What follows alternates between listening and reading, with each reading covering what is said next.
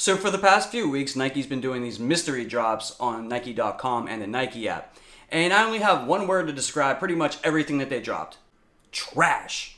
And I learned my lesson the last time Nike had one of these events, and the last one was called the Last Shot event. And I don't know if you guys remember it, but whenever they were hyping it all up with the marketing and the emails and the messages that they were sending us, they were saying things like, you will see sneakers that you have never thought you would see ever again. And then when drop time came, it was like a Nike clearance sale. And from that moment on, I knew that I was never going to let Nike lie to me ever again. The way that they do their marketing strategy, they hype up all these like really cheap sneakers or sneakers that no one really wanted. They're either like, at the Nike outlet, or they're very cheap out on the secondary market like eBay and GOAT and StockX and places like that. But they have these like events, and like they hype them all up. So people really think that they're about to drop some fire, like Jordan 1 Mochas, University Blue ones, Hyper Royal ones. This is what people start thinking in their heads. So they wake up early, or, they take their early lunch break, so that they could be there at the time of the drop. And then, what they drop? Stuff like this, the Air Max 90 St. Patrick's Day that just came out like 3 months ago. Now don't get me wrong, like I love Air Max 90s, and this colorway was something that I wanted to get because, like I try to get all the St. Patrick's Day sneakers.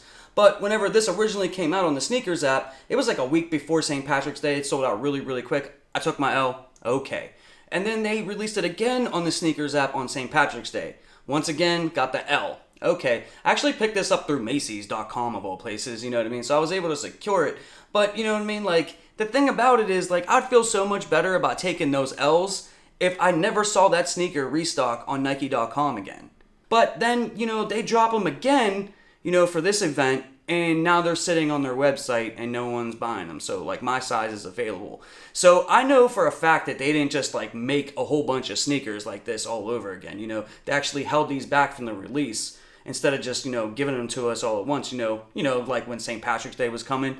And then, they release them to us again and they make it hyped and like it's something that, a lot of people should, hurry up and buy and stuff like that. And now they're sitting. And it is what it is, guys. I mean, Nike is in the business to make money, and I get that. And I'm sure that they made a bunch of money off these mystery drop sales. And I'm sure it's going to look nice to the shareholders to close out their second quarter. And no matter how you feel about the Nike sneakers app, whenever they restock things, most of the time it's stuff that people want. You know what I mean? They don't drop like clearance items on the Nike sneakers app. You know what I mean? They save that for the Nike.com events. You know what I'm saying? So, like every time it comes to these like little Nike events, you know what I mean? Like I just sleep right through them now. If I'm off that day, you know what I mean? I don't wake up to the alarm. I'm just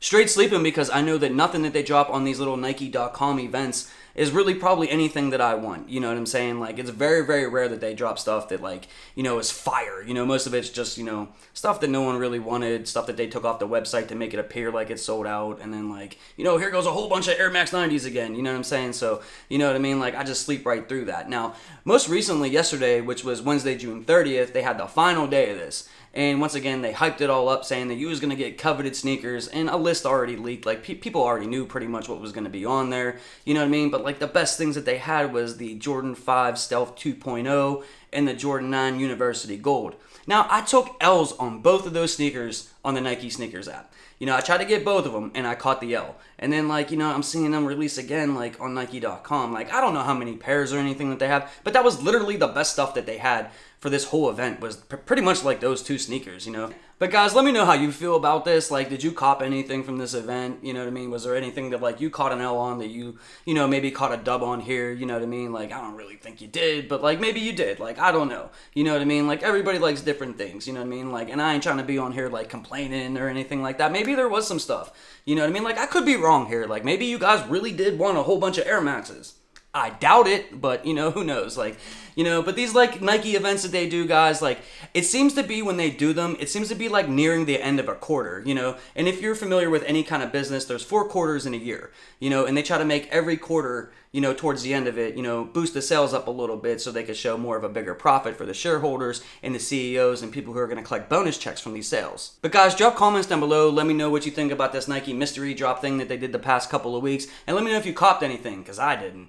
I'd like to thank you all for rocking out with me and watching this video, and until next time, peace.